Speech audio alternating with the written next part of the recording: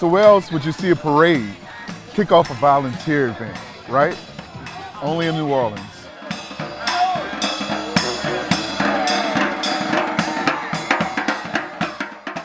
With helping our families and friends, with our community, with ADT, just helping give a safe, secure environment with these picnic tables and benches that we're building with our own hands, just giving back to the community. Well, it's a very historic community with a lot of people who reside here, who've resided here all of their lives. It's also a great area for children because of the parks that exist here and the schools that are in the vicinity. And it's important to recognize that when children see change taking place, they recognize that there's somebody who's supportive of them, and it makes them think differently and also do differently. Hopefully it wows them, shows them that people care about them. We have ADT out here helping, connecting people, so making a big difference in the community, that's all that matters. I'm from New Orleans, but I have played ball in this actual park.